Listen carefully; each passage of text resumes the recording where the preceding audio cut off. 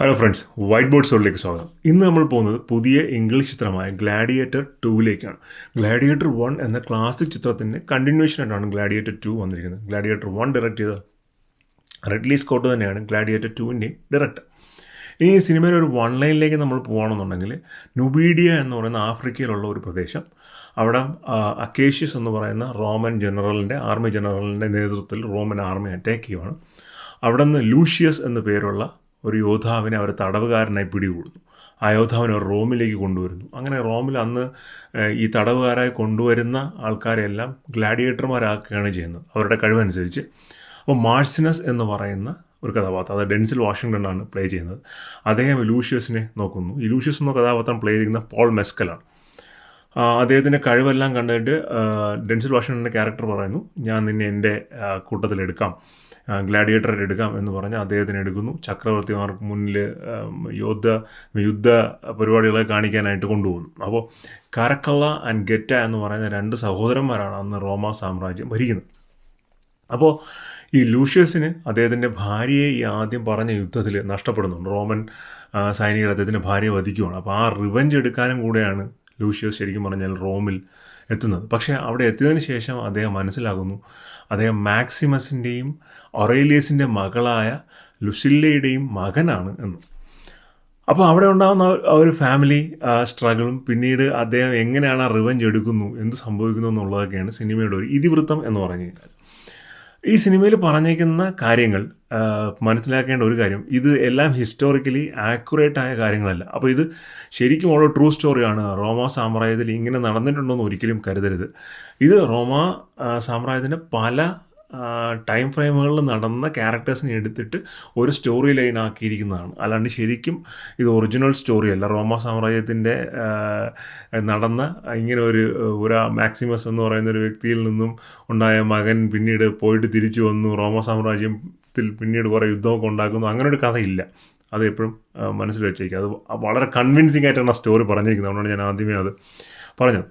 ഇനി ഈ സിനിമയുടെ ഒരു പ്ലസ് പോയിൻറ്റ്സിലേക്ക് നമ്മൾ പോകുകയാണെന്നുള്ളത്, ഏറ്റവും വലിയ പ്ലസ് പോയിൻ്റ് എന്ന് പറഞ്ഞു കഴിഞ്ഞാൽ വിഷണറി ആയ റിഡ്ലി സ്കോട്ടിൻ്റെ ഡിറക്ഷൻ തന്നെയാണ്. അത് ഓരോ ഫ്രെയിമും അദ്ദേഹം കമ്പോസ് ചെയ്തിരിക്കുന്നതും അത്രയും ലാർജ് സ്കെയിലിൽ ആ ഒരു സീൻസൊക്കെ ഷൂട്ട് ചെയ്തിരിക്കുന്നതും ഭയങ്കരമായിട്ടുണ്ട്. എനിക്ക് ഓർമ്മ വരുന്നത്, ഞാൻ വളരെ കുഞ്ഞായിരുന്നു, ഇപ്പോൾ ഒരു 6th സ്റ്റാൻഡേർഡിലോ മറ്റോ പഠിക്കുമ്പോഴത്തേക്കും ഒരു ദിവസം രാത്രി 10 മണിയൊക്കെ ഞങ്ങളെല്ലാവരും ഉറങ്ങി.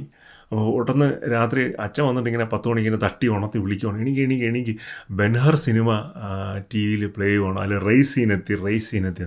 അപ്പോൾ എനിക്ക് ബെൻഹർ സിനിമ എന്താണെന്നോ അതിൻ്റെ അകത്ത് റേസ് സീൻ എന്താണെന്നോ എന്നൊന്നും ഒരു ഐഡിയ ഇല്ല. അപ്പോൾ ഈ പകുതി ഉറക്കത്തിൽ ഞാൻ പോയിരുന്ന് ആ സീൻ മാത്രം കണ്ടിട്ട് ഞാൻ തിരിച്ചു പോയി കിടന്നു തുടങ്ങി. പക്ഷേ ഇപ്പോഴും ആ സീൻ എൻ്റെ മനസ്സിൽ നിൽക്കുന്നുണ്ട്.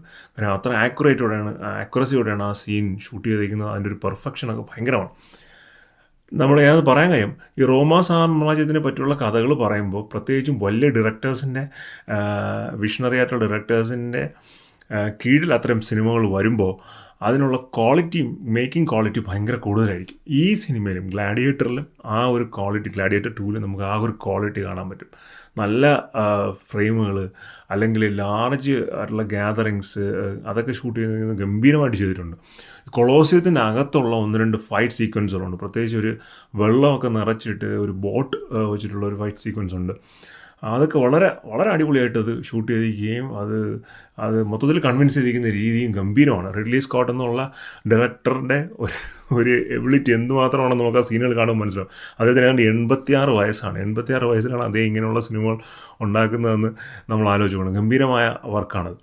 പിന്നെ അത് കഴിഞ്ഞാൽ അതിൻ്റെ ഒരു ആക്ടിങ് ഫ്രണ്ടിലേക്ക് വന്നു കഴിഞ്ഞാൽ പോൾ മെസ്കലും ഡെൻസൽ വാഷിങ്ടണും ഗംഭീരമാണ്. പ്രത്യേകിച്ച് ഡെൻസൽ വാഷിങ്ടണിൻ്റെ അഭിനയം പറയാണ്ടിരിക്കാൻ വയ്യ. എനിക്ക് തോന്നുന്നു ഈ സിനിമയുടെ പെർഫോമൻസിന് അദ്ദേഹം ഓസ്കാർ അവാർഡ് നോമിനേഷൻസിൽ, സപ്പോർട്ടിംഗ് ആക്ടേഴ്സിൻ്റെ നോമിനേഷനിൽ ഉറപ്പായിട്ടും ഉണ്ടാകുമെന്ന് ഞാൻ കരുതുന്നു. കാര്യം അത്ര മനോഹരമായിട്ടാണ് അതേ ക്യാരക്ടർ പെർഫോം ചെയ്തിരിക്കുന്നത്. ഈ ഡെൻസൽ വാഷിങ്ടൺ ഡയലോഗ്സൊക്കെ പറയുന്നതിനിടയിൽ കൊടുക്കുന്ന ഒരു പോസൊക്കെ ഉണ്ട്, അത് ഭയങ്കരമാണ്. അത് ആ ഡയലോഗിൻ്റെ തീവ്രത അങ്ങോട്ട് കൂട്ടാനും അതിൻ്റെ ഒരു ഡെപ്ത്ത് ഓഡിയൻസുമായിട്ട് കമ്മ്യൂണിക്കേറ്റ് ചെയ്യാനും ഭയങ്കരമായിട്ട് ഹെൽപ്പ് ചെയ്യാറുണ്ട്.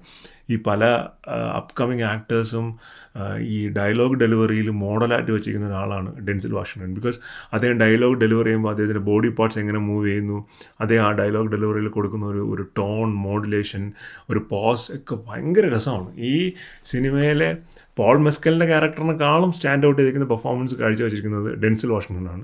പിന്നെ പോൾ മെസ്കൽ, പെഡ്രോ പാസ്കൽ തുടങ്ങിയവരും നല്ല അഭിനയം തന്നെ കാഴ്ച. ഇനി ഇതിൻ്റെ ഒരു ടെക്നിക്കൽ സൈഡിലേക്ക് വരുവാണെന്നുണ്ടെങ്കിൽ മ്യൂസിക്, ബാക്ക്ഗ്രൗണ്ട് മ്യൂസിക് റിഡ്ലി സ്കോട്ടിൻ്റെ സിനിമകൾ ചെയ്യുന്ന വില്യംസ് തന്നെയാണ് ഇതിൻ്റെയും ബാക്ക്ഗ്രൗണ്ട് മ്യൂസിക് ചെയ്തിരിക്കുന്നത്.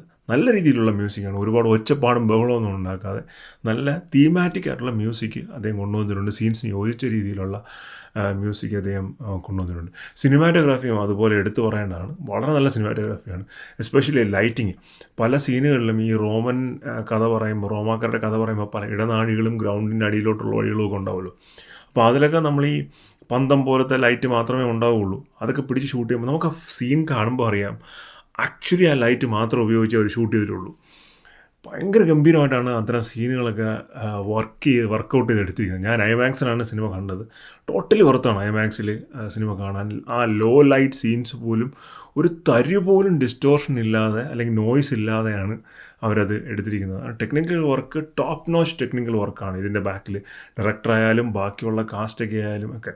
ഈ സിനിമ തുടങ്ങുന്നതിന് ഒരു 8 മിനിറ്റ്, സിനിമ തുടങ്ങുന്നതിന് മുമ്പ് ഒരു 8 മിനിറ്റ് ഫാൻസിന് വേണ്ടിയിട്ടുള്ള ഒരു പ്രൊമോ ഉണ്ടായിരുന്നു. ലൈക്ക് അവരെങ്ങനെയാണ് പിന്നെ അത് ആ സീൻസൊക്കെ വിഷ്വലൈസ് ചെയ്തത്, എത്രമാത്രം എഫേർട്ട് ഉണ്ടെന്ന്.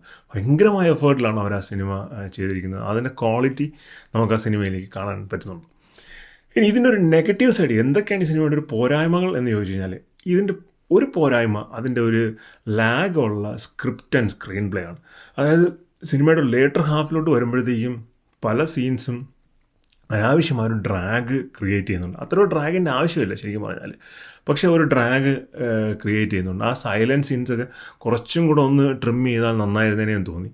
അതുപോലെ ആ സ്ക്രീൻ പ്ലേയിൽ നമുക്ക് ഓർത്തിരിക്കാൻ പറ്റുന്ന ഡയലോഗുകളുടെ എണ്ണം വളരെ കുറവാണ്. എനിക്ക് ആ സിനിമ കണ്ടിറങ്ങിയപ്പോൾ കോണി നെൽസൺ പറയുന്ന ഒറ്റ ഡയലോഗാണ് എൻ്റെ മനസ്സിൽ ഓർമ്മ വന്നതെന്ന് വെച്ചാൽ, ഒരു a child can survive with the strength of his father, he also need his mother's love എന്ന് പറയുന്ന ആ ഒരു ഡയലോഗ് മാത്രമാണ് നമ്മുടെ മനസ്സിൽ നിൽക്കുന്നത്.